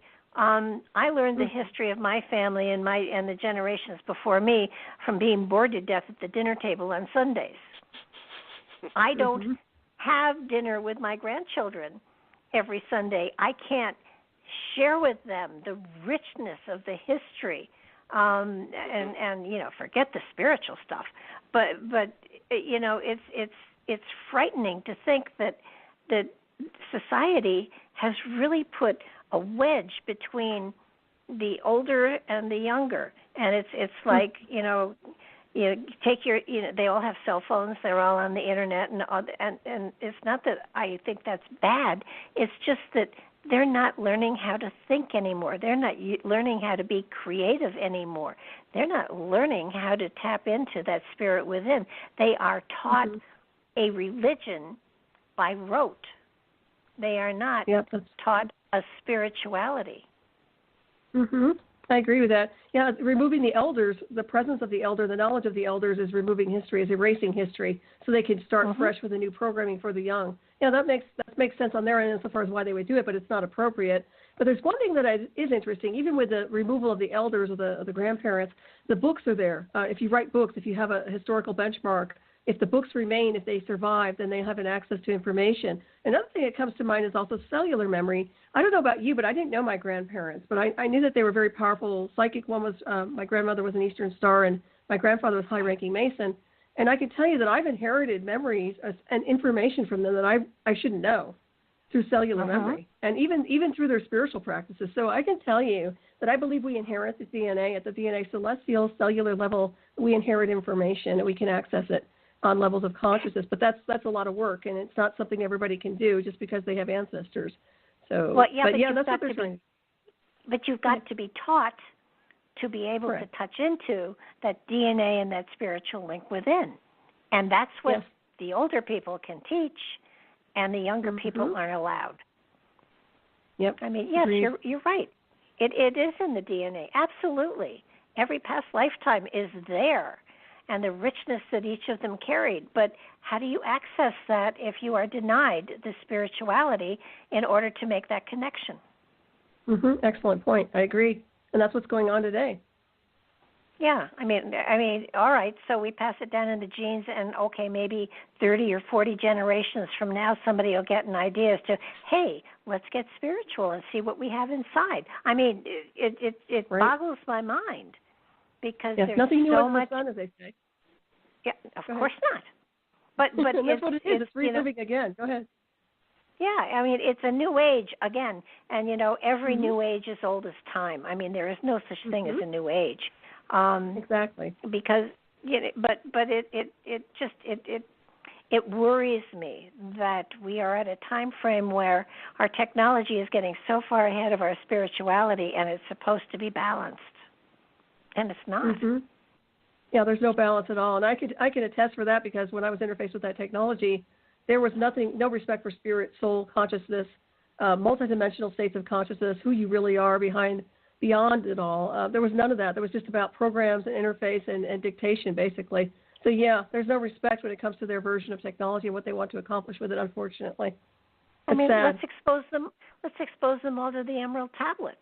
I mean, that's a great textbook in and of itself. Oh yeah. Traditional religion wouldn't think so, but it. I love the Emerald Tablets. Yeah. I do too. It's great material, and it does give you another spectrum to look through, and it's important to experience, to learn, to discover, to feel what fits with you and what doesn't fit with you, to be given the opportunity to make choices for yourself on a spiritual level, as opposed to being told what you were to believe. Exactly. Honoring free will, once again. Yeah. Instead of indoctrination. I mean, there has to be some control. I mean, not everybody can be, Superman and a cowboy, but I think that one of the most important things that I'm seeing here, especially with my grandchildren. They're being exposed to a lot of things, but they're not being asked what it is they'd like to do, or what they'd like to study, or what they'd like to become a greater part of. Fine, sample all the other stuff, but at some point in time, they have to have desires, and we come in pre-programmed with strengths in certain areas that if they had been encouraged by parents, we would probably have a richer, more successful, more joyful life, because we were building on our strengths from past lifetimes. Mm-hmm. But that doesn't happen. Mm-hmm. Or you basically have a small museum at your house. Have you introduced your grandchildren to the the captain's journals that came Kingdom of Ice? Oh, you were talking to me. Mm-hmm. I see my grandchildren for 4 days once a year. Oh, and wow. I go visit them. They don't come visit me. Oh, okay. That's a shame. With your knowledge base, that's too bad. Yeah, but there's what you've spoken about with the journals. That would be just a great connection, not only to you, but going back a couple more generations, and interesting story that has been written about.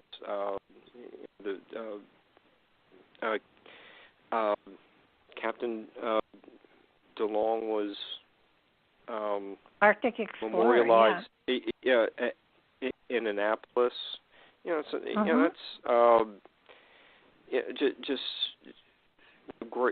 just great ways of. It is like cellular memory that Solaris has spoken about, but it's also just tactile things that they can actually hold, and hopefully they'll take an interest in it. It's yes, you're right, except you would assume that the parent would do that, but the parent never learned it, so there's a blank slate there. Mm-hmm. And it's kind of like, sure, I would love to get my hands on them. I'm waiting. They're getting into being teenagers, and I figure once they get to be a teenager, I'll have more input, hopefully. So we'll see. It's just, I think personally that most spiritual people are isolate. That while they do mix and mingle and stuff like that, but there is a sense of isolation to them, so that they can work, grow, expand, ascend, and it's just, I don't know about you, Solaris, but while I have lots of people I know and we do radio shows and stuff, I would say I was kind of isolate. How about you? Yeah, definitely, I am. Most of my interaction is on the internet. Yeah, absolutely. I have a very small circle of friends. Yep. Mm-hmm. So that it's a matter of, okay, maybe there's a reason for that. Maybe the reason is it's a time to write. It's a time to put information out there. It's a time to, I've got a big website that there's a bunch of stuff on. So that it's like, okay, so that maybe you're isolate so you can become a teacher. And in many ways, I think you do with your radio shows, with your books. I think that you get your philosophies out there, and certainly, the spiritual philosophy is not something that it's something everybody should be interested in, but it's not necessarily something everybody is ready for. Right, exactly. What I do know is just recently, and you probably can relate to this, but I've noticed that even the clients I've had recently for timeline astrology or oracle or whatever, it seems to me like they're really seeking for something that's like the Grail. It's like they need to know who they are. They need to know a level of themselves that they've never been introduced to, and I think that's what I've been showing them. I'm pretty sure you do the same or similar, but it's that awakening process that I feel that people are needing right now, and a lot of it has to do with, it reminds me of the Holy Grail. You know, it's like once you take a sip of the Spirit, the Holy Grail, your life is never the same. You start growing and evolving and understanding the levels of consciousness, and to me, I think that's what people are missing on so many different levels. So yeah, when you're talking about the isolation, I feel like it's a necessity, and mine was kind of thwarted that way after the events I went through in 2004. That's just the way it worked. But yeah, there's definitely a reason behind it. Yeah, I think that the people that I've been working with, it's kind of like, I can't do it for you, but I can give you the tools that you can use to do it for yourself. Right. And you're right. It's a very different experience with people than a decade or so ago. A decade or so ago, it was doing readings and giving information and stuff like that. And now there's actually an element of teaching, of saying, okay, you know, let's open that door. Let's make that connection to the spirit within you, so the spirit can take over the instruction that's so important for you. But I'll give you the tools. I can teach you lots of different tools. What works for you, great. What doesn't work for you, move on. You know, it's different for everybody, and everybody's path is different, and everybody's manner in which they make that connection and they cross that threshold and over that portal. It's all different for everybody. But you know, it all takes creativity. It takes trusting the spirit within. It takes being in tune with your own energy, not somebody else's, but your energy, and then flowing with that energy. And for a lot of people who are intellectually focused, it's a big jump to make. But once they make it, you know, there's no holding them back. Right, and then the intellect just flows in with the spirit, so it's actually a very nice balance. Oh yeah, absolutely. Yeah, Barbara, I think your strategy your teaching strategy is effective. I'm not even genetically related to you, and I still find what you've taught about taught me about the captain's logs.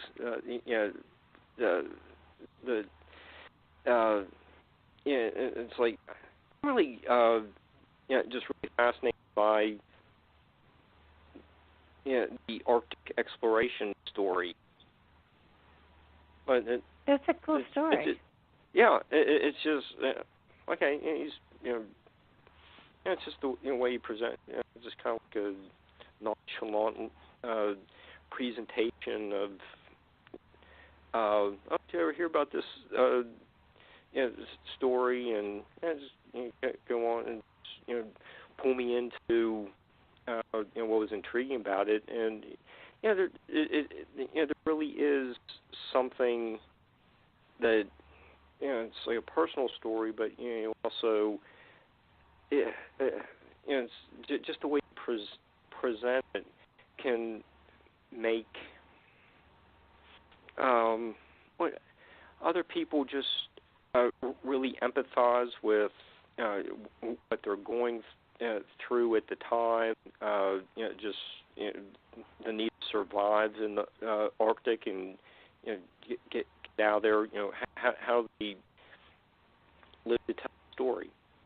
And I'm just trying to relate my experience to what you were teaching.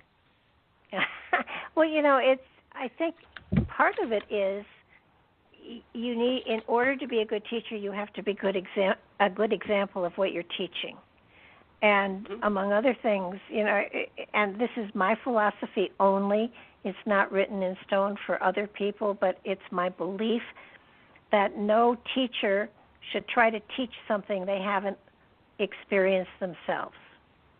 I agree with that 100%. And it's sort of like, if you've been through something, if you've learned something, your words carry a great deal of power.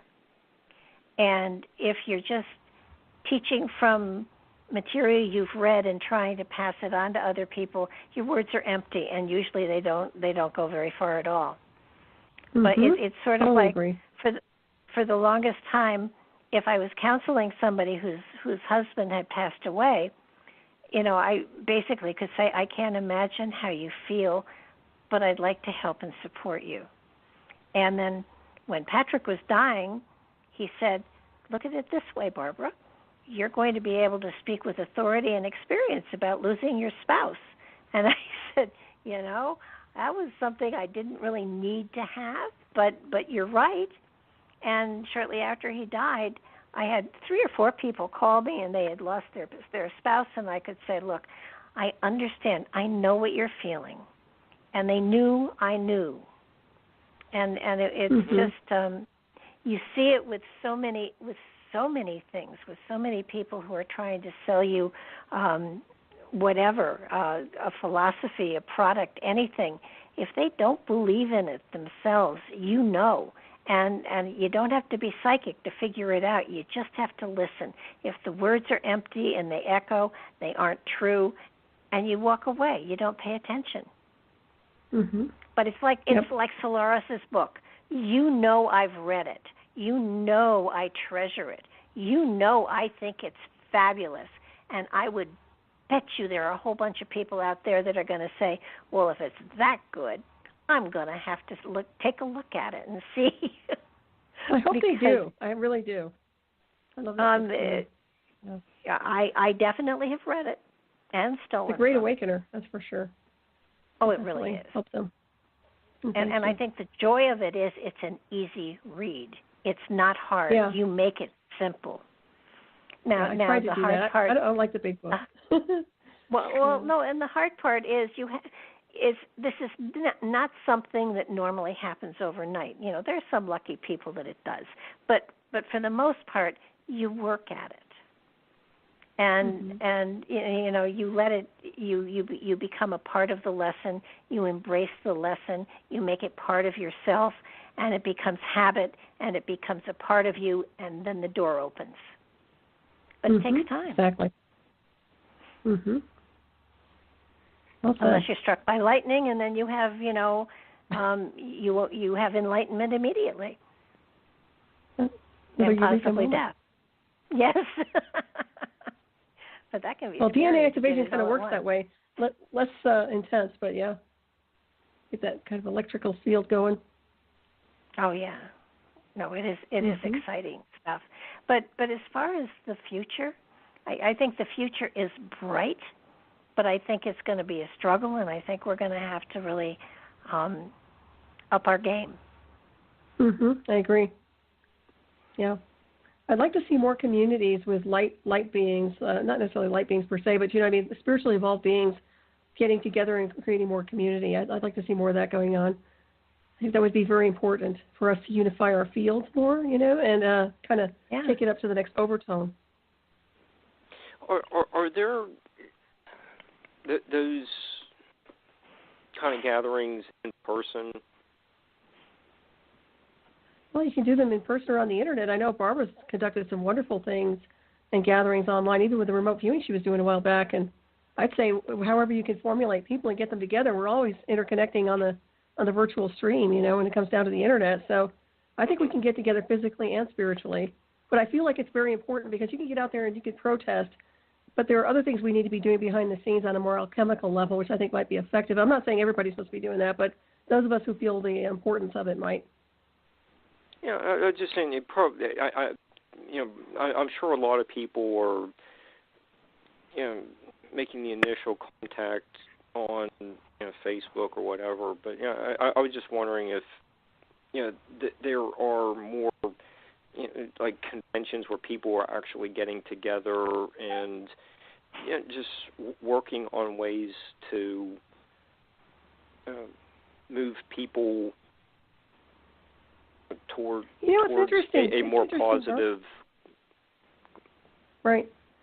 I don't see that much going on. I don't know about Barbara, but I truly don't see a lot of that happening right now. I mean, I see workshops here and there, but the most I see are the UFO conventions, and those don't really talk about self-empowerment. I mean, they're not really talking about what we need to be focused on right now, if you ask me. So I don't know how Barbara feels about it, but I feel like we need to have more of that, more gatherings about self-empowerment, spiritual progressions in consciousness and how to navigate through these tidal waves that we're dealing with and all these rifting energies. But, it's just me. I agree. Go ahead. I just know many people do talk about, the UFO and Bigfoot conventions draw, huge amounts of people, but, other,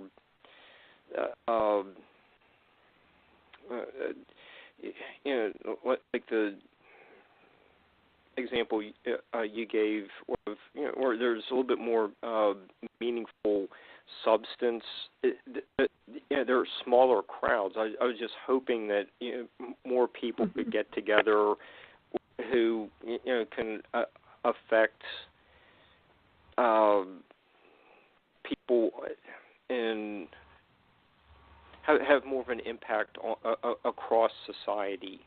That's kind of where I was going. Well, we do need that. There's no doubt about it. And I will say, I don't think Bigfoot's going to save anybody at the end of the day. Honestly, you have to save yourself in the illusion of. But I will tell you one thing. When I was at Stargate to the Cosmos doing my presentations, I did a presentation and 2 workshops. And the one workshop that was the most successful was the one about spirituality, DNA activation, and it was literally about my book, Barbara, Transmutation Through Ascension. And at the end, we were dealing with energy and alchemy and water and programming water and then raising our vibration. And I must say, I think that was very impactful for people on a positive scale. So if I have to suggest anything, I would say if you're in the field of the light working or doing something where you're empowering people, that's where we need to be heading. It's just the UFOs, after a while, just become disinformation. I mean, I'm not trying to bash everything, but I will say we need to deal with the empowerment of who we really are and stop looking around for everything else. And through that, we'll find our awareness and answers. That's just me. But that's how I feel. No, I I'm agree agreeing with with you.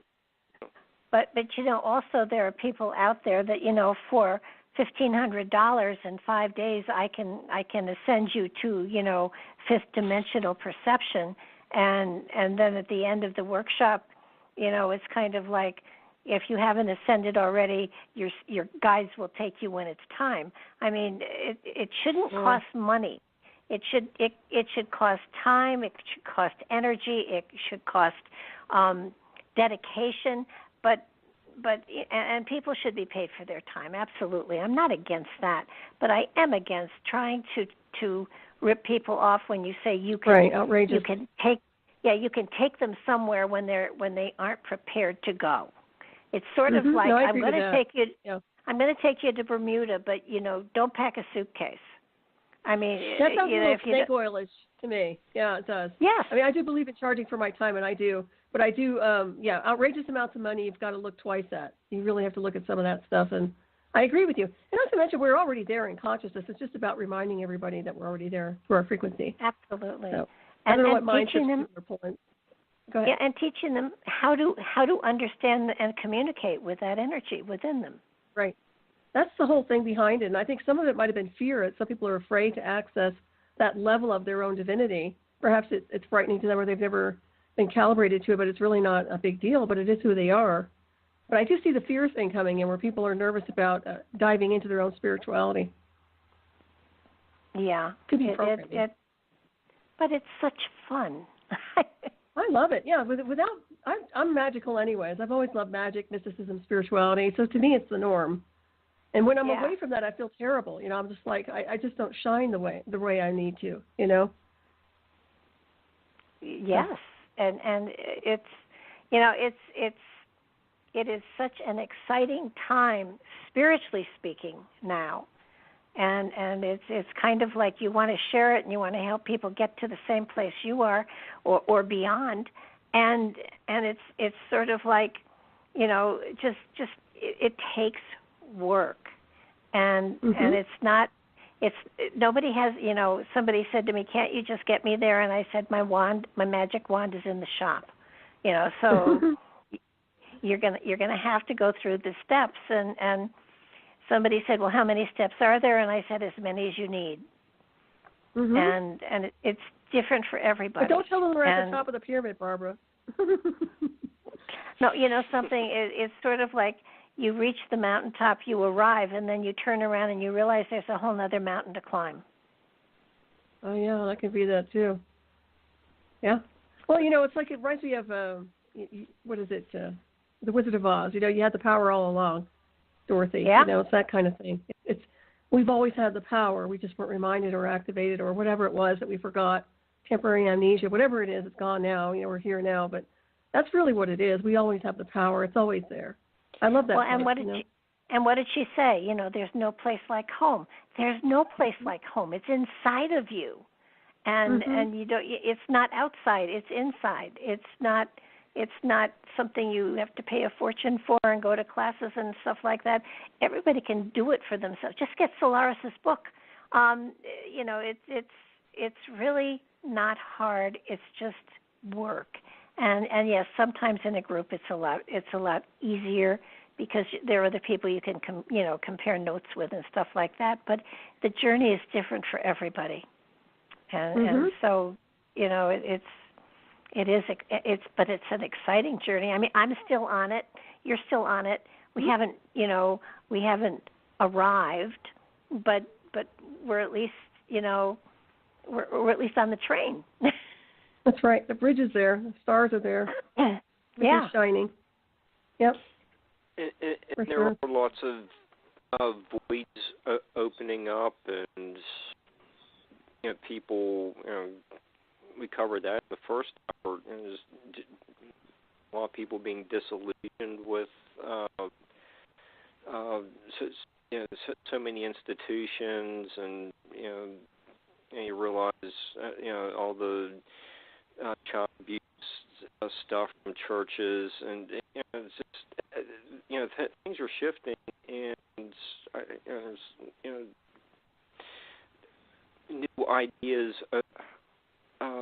there to fill the gap, and I just think what both of you offer tonight hopefully will attract people who are want to seek something better. Yeah, take you to the next level. Well, I don't know about you, Barbara, but I do know that this year is going to be a Trinity year. It's in numerology, anyways. That's a good number for the divine goddess energy. So I feel like we can step into another direction with the divine feminine, and that is about empowerment on many, many levels. So I feel like that can be really powerful for everybody, and males too. So definitely alchemy of spirit, in my opinion. So let's take it to the highest overtone. Well, yeah, I mean, men have the feminine in them too, and it's a big challenge for men because that energy is needed for them to get to where they want to go to.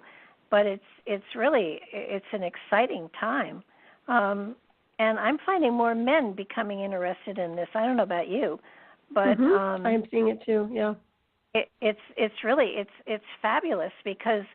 It used to be, if you found a man, it was a shock.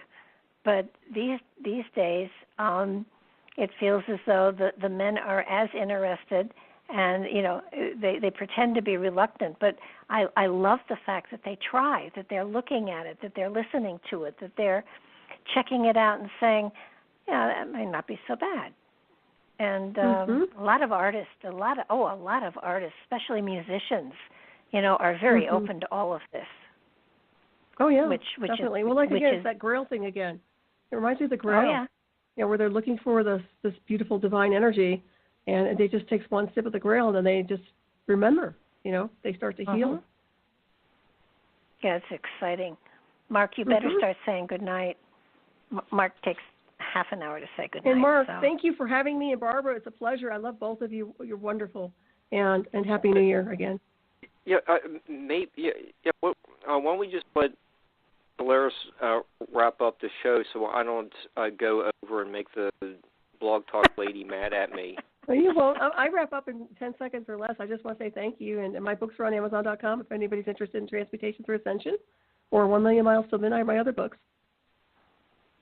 There you go. And you're going to be on the show with me towards the end of the month. I am. I can't wait. I'm looking forward to it, Barbara. Do you have any conferences coming up? Not yet. I'll keep you posted. My website's Night Shadow Anomaly Detective, if anybody wants to access. Go over there and check it out. Okay. And Mark, what do you have coming up?